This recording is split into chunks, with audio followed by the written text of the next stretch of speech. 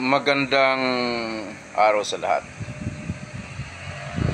Ang aming club, the Limbas Marangal Eagles Club of the Eastern Rizal Region 2 ay nakatanggap ng isang mensahe.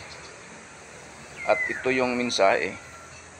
Siya di umano ay isang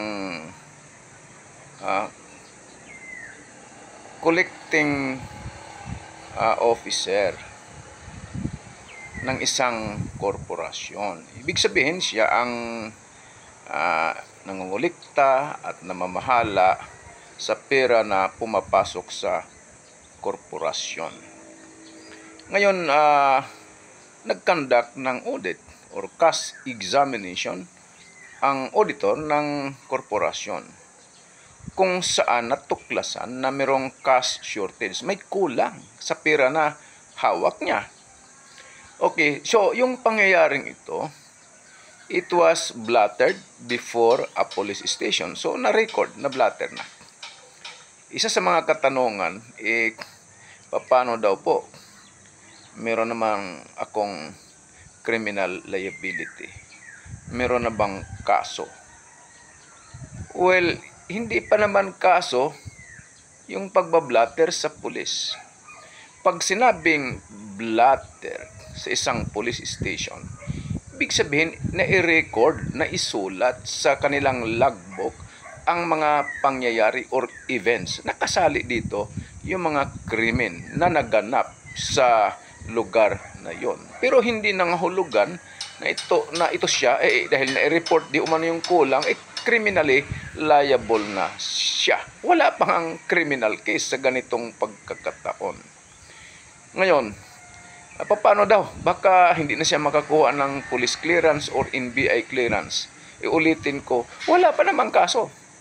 Wala namang legal na dahilan para hindi siya magkakaroon ng clearance sa police at sa NBI. Okay, isa pa na tanong. Kasi pinipilit na raw siya na bayaran ang kulang. At kung hindi, yung mga properties niya, kasama doon yung sasakyan niya, ibenta para pangbayad so doon sa kulang na pera. Wala namang problema kung voluntaryo niyang bayaran dahil may cash shortage. Bayaran mo. O kung kulang yung pera mo, ibenta mo yung sasakyan mo and other properties para pangbayad doon sa kulang. Pwede naman kung voluntaryo.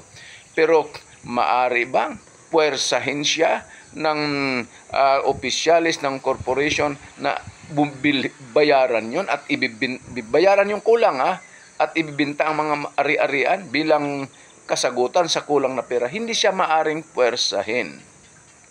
Hindi maari. Okay, hindi. Ito'y police blatter lang. Ulitin ko, hindi porket may record na sa blatter, na isulat na sa police blatter, meron ng criminal liability at meron ng kaso. Wala pang kaso. O sana nakapaglingkod na naman itong club, ito'y isang serbisyo na naman ng The Fraternal Order of Eagles, Philippine Eagles. Maraming salamat at magandang araw sa lahat.